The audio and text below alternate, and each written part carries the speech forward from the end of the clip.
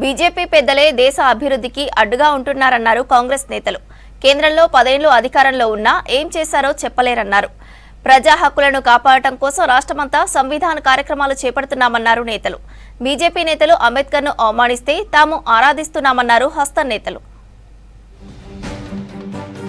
మోదీ అమిత్ షాలే దేశ అభివృద్ధి నిరోధకులన్నారు PCC chief Mahesh Kumar Goud. దేశ సమగ్రతకు తూట్లు పొడిచేందుకు ప్రధాని మోదీ అమిత్ షా ప్రయత్నిస్తున్నారన్నారు. 2 సార్లు బీజేపీ అధికారంలోకి వచ్చిన 10 ఏళ్ల కాలంలో దేశానికి ఏం చేశారని చెప్పలేని పరిస్థితుల్లో ఉన్నారని అన్నారు పీసీసీ చీఫ్.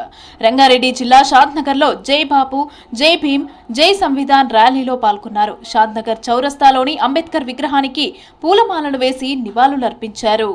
ఈ దేశ అభివృద్ధికి నిజమైన విరోధకులు ఎవరు అంటే ప్రధానమంత్రి మోడీ, అమిత్ షానే.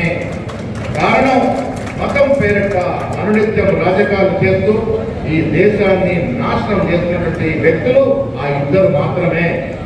ప్రధానమంత్రి ఒకరు, అమిత్ షా హోంమంత్రి ఒకరు.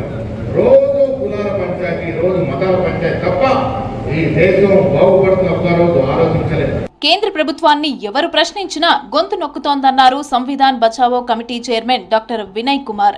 గత ప్రభుత్వం నిరసన తెలిపే అవకాశం లేకుండా ధర్నా చౌక్ ను కూడా ఎత్తివేసిందన్నారు.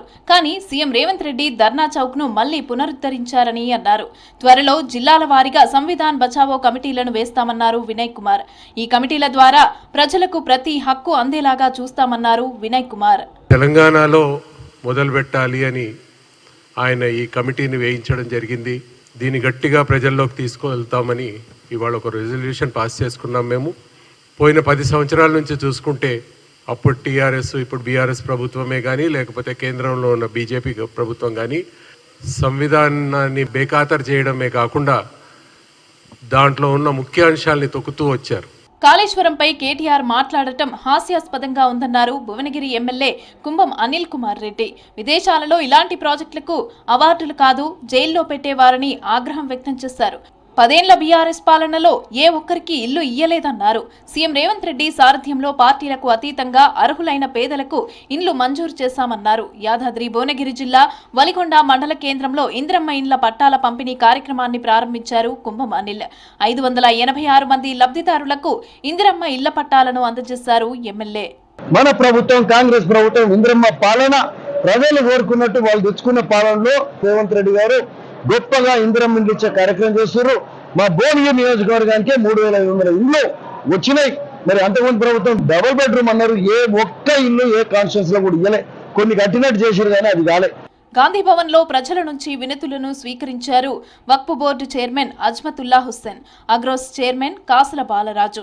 ప్రజల నుంచి 25 దరఖాస్తులు వచ్చాయి. ఆ దరఖాస్తులను చైర్మన్లు నేరుగా అధికారులతో మాట్లాడి పరిష్కరించారు. ప్రతిరోజు 2 ప్రజాప్రతినిధులు గాంధీ భవన్ లో ప్రజలకు అందుబాటులో ఉండాలని గతంలో పీసీసీ చీఫ్ మహేష్ కుమార్ గౌడ్ సూచించారు. దీంతో అప్పటి నుంచి ఈ కార్యక్రమాన్ని నిర్వహిస్తున్నారు.